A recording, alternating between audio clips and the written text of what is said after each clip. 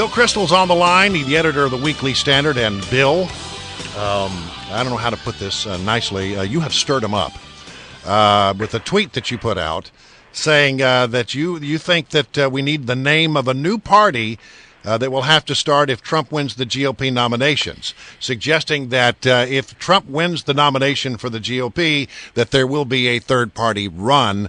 A lot of people have taken you to task for that. Were you surprised at the response to your little tweet? Yeah, I guess so. It's only a tweet. Now, look, I've said I couldn't support Trump, and I would like to vote for a real conservative. And there are plenty of decent people who could run as a third party in the very unlikely event that Donald Trump won the Republican nomination. I don't think he's going to be the nominee, and I actually think this new poll is very interesting with Ted Cruz now just 4 points behind Trump and others, like Rubio and Christie in sort of plausible positions. And for those who don't know, let me just give very quickly the statistics on that. There's a Quinnipiac poll which just came out, which has Trump 28, Cruz 24, nationwide poll. It is at variance with other polls, but the Quinnipiac people have a pretty good track record.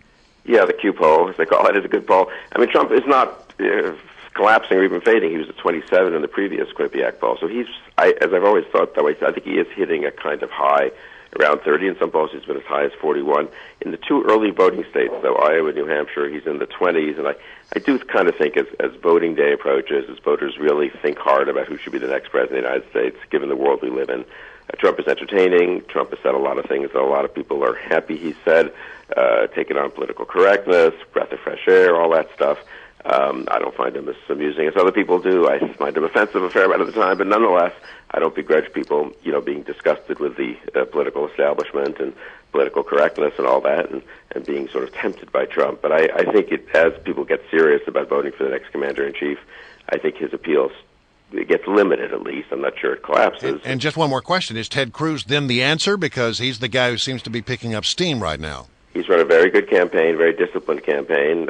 He's been the nicest to Donald Trump, so I think if you're falling off Trump, you might fall to Cruz. He's a strong conservative, but I think Rubio, Christie aren't out of it, and maybe even someone else coming up from the far outside, though I suppose at this point I would think the nominee would be one of those 3 or 4 if you include Trump. Good morning, Bill. This is Jesse. How are you? Fine, Jesse. How are you? I'm fabulous. I want everybody to know he's a father of a Marine, so he's near and dear to my heart, Bill. Well, you are near and dear to my heart, not your son. I have never met the son.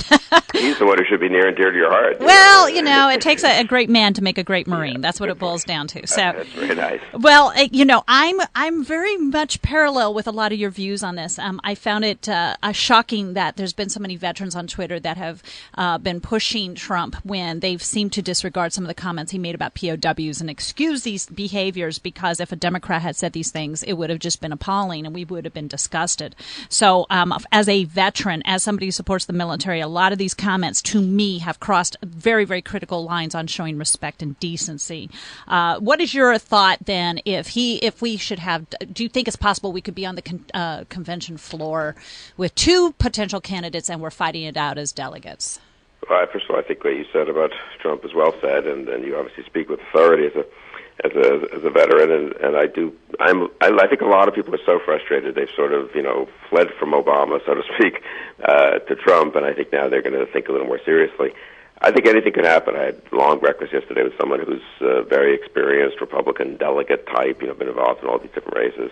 And as he said, the rules this year really are, first of all, the rules are different from previous years, but secondly, it's obviously a very different kind of year than previous cycles. We've never had anything like the Trump phenomenon, for one thing. And so the notion that it's going to look exactly like the other races, a few primaries, a quick consolidation, almost everyone drops out, a 2-man race, that just may well not happen this time. You could end up with 3 or 4 candidates going deep into the race, a lot of primaries late in the cycle, making a difference. It could go to the convention with a splintered vote with no one at 50%. That would be fun and interesting. I hope it would produce a good result. I'm not scared of the process, though. I think it's important that Republicans, we could probably devise a better process maybe for next time, but it is what it is. But at the end of the day, what strikes me in the polls when you match up Hillary Clinton with the different Republicans is she's not getting any better against them. In fact, if anything, she's drifting down. I looked at this yesterday on Real Clear Politics website. Rubio pretty consistently beats Hillary Clinton. Ted Cruz in the Quinnipiac poll is even with Hillary Clinton. He's supposed to be one of the less electable Republicans because he's so conservative. So it strikes me that so far this race, for all the drama and for all people like me are not happy at the prospect of Trump and so forth, it's not hurting the Republican Party. And I think the boring Democratic coronation of Hillary Clinton may even hurt them.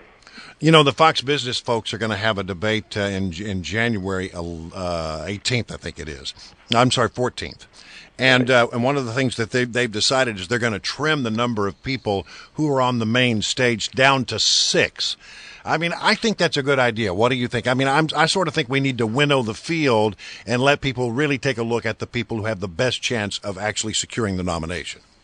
Yeah, I'm against the media determining who counts and who doesn't. I've sort of disliked the whole debate format so far for that reason. I think at the beginning they probably should just let everyone debate, had 2 debates with 7 or 8 people each and so forth. But I think at this point, if you're really polling at 1 or 2%, it's probably reasonable to exclude you. I wouldn't make it an artificial number of 6, but I think if you look at the serious candidates, you probably get to 6 or 7 pretty quickly, maybe 8.